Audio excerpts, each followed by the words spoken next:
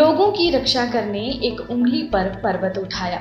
उसी कन्हैया की याद दिलाने गोवर्धन पूजा का पावन दिन आया। आप सभी को गोवर्धन पूजा की हार्दिक शुभकामनाएं। नमस्कार, मैं वंदना ठाकुर और आप देख रहे हैं HBC न्यूज़ 18। हिंदू धर्म में गोवर्धन पूजा का अलग ही महत्व है।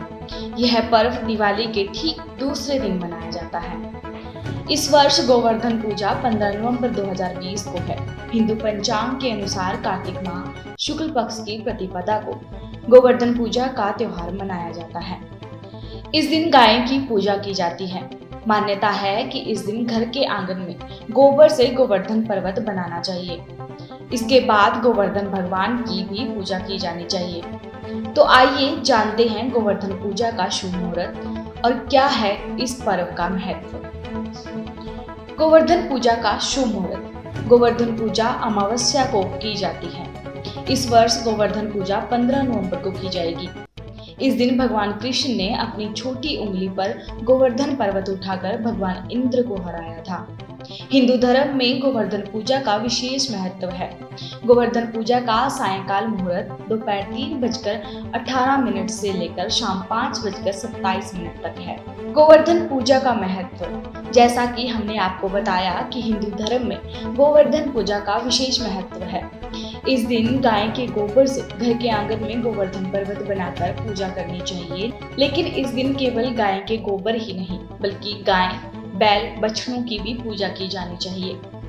शास्त्रों की माने तो अगर गोवर्धन पूजा के दिन गाय का पूजन किया जाए तो व्यक्ति के सभी पाप नष्ट हो जाते हैं। साथ ही व्यक्ति को मोक्ष की प्राप्ति होती है। गोवर्धन पूजा को खास तौर पर उत्तर भारत में मनाया जाता है।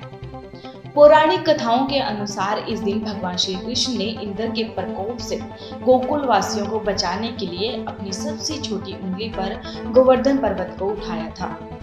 श्री कृष्ण ने ऐसा कर देवराज इंद्र को हराया था। इसके बाद से ही गोवर्धन पर्वत की पूजा करने की परंपरा आरंभ हुई। आइए सुनते हैं गोवर्धन पूजा की कथा। गोवर्धन पूजा के संबंध में एक कथा प्रचलित है। भगवान श्री कृष्ण ने लोगों से इंद्र की पूजा के बजाय गोवर्धन पर्वत की पूजा करने को कहा था। हालांकि इससे पहले लोग बारिश के देवता इंद्र की पूजा करते थे। भगवान कृष्ण ने लोगों को बताया कि गोवर्धन पर्वत से गोकुल वासियों को पशुओं के लिए चारा मिलता है। गोवर्धन पर्वत बादलों को रोककर वर्षा करवाता है, जिससे कृषि उन्नत होती है। इसलिए गोवर्धन की पूजा की जानी चाहिए, न कि इंद्र की। जब यह बात देवराज इंद्र को पता चली तो इसे उन्होंने अपना अपमान समझा और फिर से गुस्से में ब्रजवासियों पर मूसलाधार बारिश शुरू कर दी। भगवान श्री कृष्ण ने इंद्र का अभिमान चूर करने के लिए गोवर्धन पर्वत को अपनी छोटी उंगली पर उठाकर संपूर्ण गोकुलवासियों को इंद्र के कोप से बचा लिया।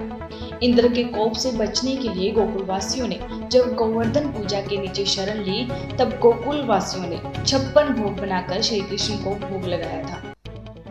इससे प्रसन्न होकर श्री कृष्ण ने गोकुलवासियों को आशीर्वाद दिया कि वह गोकुलवासियों की हमेशा रक्षा करेंगे।